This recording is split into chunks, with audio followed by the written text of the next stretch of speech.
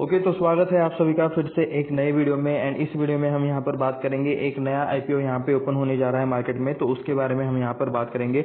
HDB financial services का IPO यहाँ पे ओपन हो रहा है 25 जून को। आप यहाँ पे डेट भी लिखा हुआ है, देख सकते हो। चेक ऑब्जेक्टिव्स एंड की डेट, तो मतलब इससे रिलेटेड कुछ डिटेल्स है, कुछ अपडेट्स है जो कि हम यहाँ पे इस आर्टिकल में अब स्टॉक्स के पढ़ने वाले हैं। HDB financial services IPO consist of new equity shares aggregating 2500 crore and offer for sale. Okay, OFS भी आपको यहाँ पे इस आईपीओ में देखने को मिल रहा है।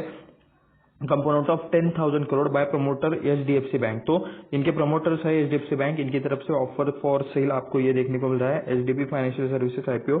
ओके, न्यू इक्विटी शेयर्स आपको देखने को मिल रहे हैं 2500 करोड़ के, उसके बाद 10,000 करोड़ का ओएफएस है एचडीएफसी बैंक की तरफ से। तो ये आप यहाँ पे देख सकते हो। At present HDFC bank has 94.36% stake in HDB financial services, यानी कि सिंपल से बैंक है कि मतलब एचडीएफसी बैंक का ये आपको एक तरह का सब्सिडरी देखने को मिल रहा है, या फिर एचडीएफसी बैंक ही इसका मालिक है, इसका ओनर है, ऐसा चाहे तो आप यहाँ पे कह सकते हो, क्योंकि 94.36% यहाँ पे ओन करते हैं एचडीएफसी बैंक।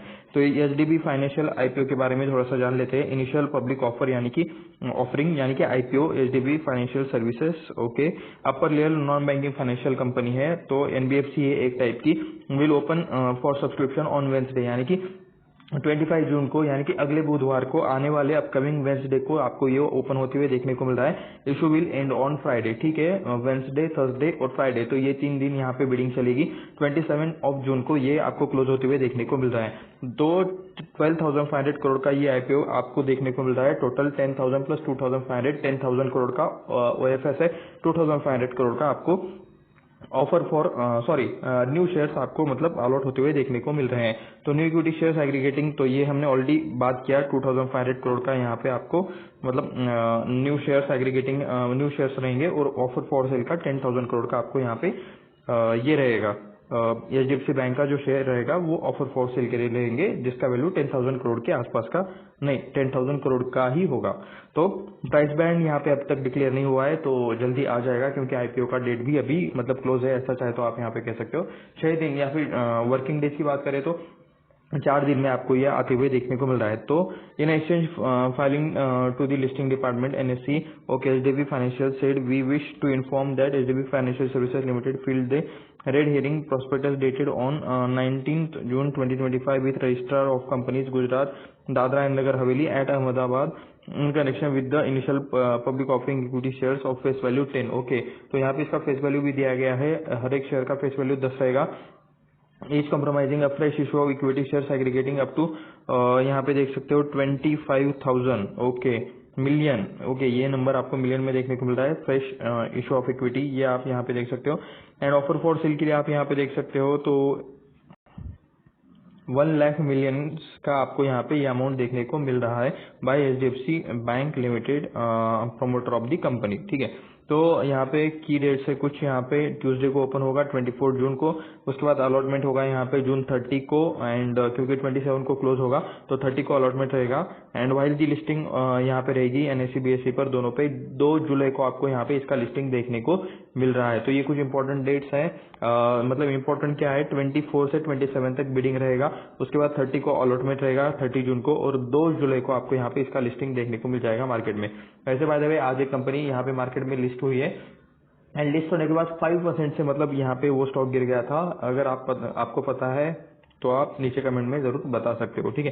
तो एचडीएफसी बैंक आप यहाँ पे देख सकते हो 94.36% का आपको यहाँ पे स्टेक देखने को मिल रहा है यहाँ पे इस एनबीएफसी में, एचडीबी फाइनेंशियल्स में, ठीक है।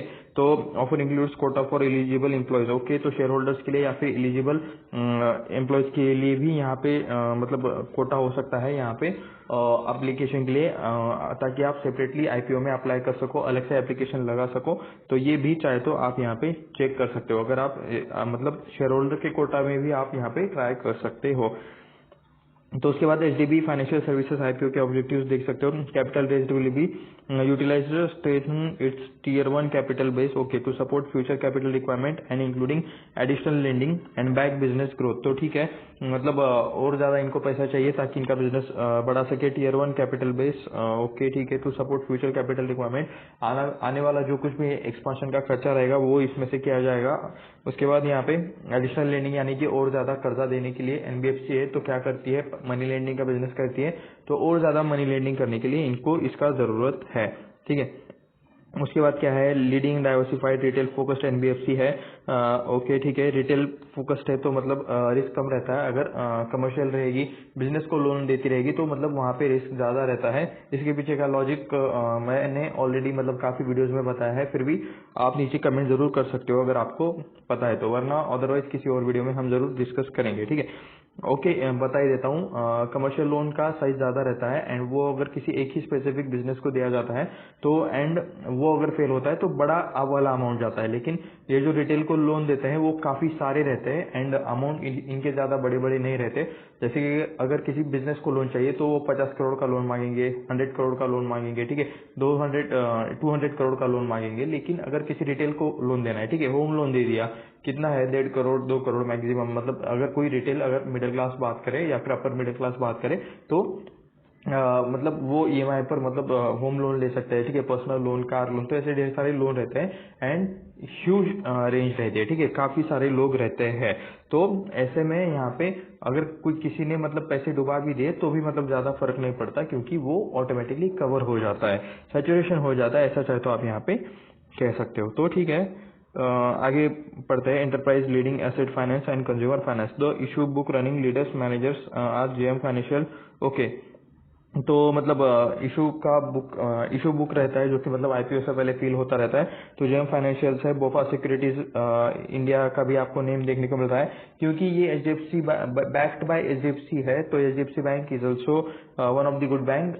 डिस्क्लेमर, बाय सेल का कुछ भी रिकमेंडेशन नहीं है, ये वीडियो सिर्फ रिसर्च एंड एजुकेशनल पर्पज के लिए है। हम यहाँ पे ये भी नहीं कहते कि बाबा इस आईपीओ को अप्लाई करो या फिर मत करो, खुद के दिमाग से, खुद के रिसर्च से यहाँ पे डिसीजन लो। यहाँ पे आपको किसी और का सुन के कुछ भी नहीं करना है। ठीक है, तो ये आप यहाँ पे हम पढ़ रहे थे नेम्स, बीएनपी परिवार, गोल्डमैन सैक्स का आपको नेम देखने को मिल रहा है, securities HSBC securities, capital markets, okay, Jefferies India देखने को मिल रहा है, IIFL capital services, Motilal Oswal investment advisors, Nomura financials advisory and securities, Morgan Stanley India company, Nuvama wealth management and UBS securities India. तो ये आपको कुछ नेम्स देखने को मिल रहे हैं जो कि मतलब यहाँ पे इशू बुक में, यानी कि इनके लिए जो कोटा रखा गया है उसके अंदर ये इशू बुक में मतलब ये कर रहे हैं, बाइंग कर रहे हैं शेयर्स की या फिर अपना पोजीशन बना रहे हैं, ऐसा चाहे तो आप यहाँ पे कह सकते हो। तो ये था छोटा सा यहाँ पे इस रिलेटेड आर्टिकल की यहाँ पे एचडीबी फाइनेंशियल का जो आईपीओ आने वाला है उसके डेट्स क्या रहेंगे और क्या बाकी चीजें रहेगी। इसके रिलेटेड जैसे ही और अपडेट आ जाएंगे मैं आपको यहाँ पे अपडेट कर दूंगा। उसको भी देखने के लिए चैनल को अभी के अभी सब्सक्राइब कर दीजिए, वीडियो को लाइक कर दीजिए एंड अपने दोस्तों के साथ शेयर भी कीजिए। मिलते हैं नेक्स्ट वीडियो में, धन्यवाद।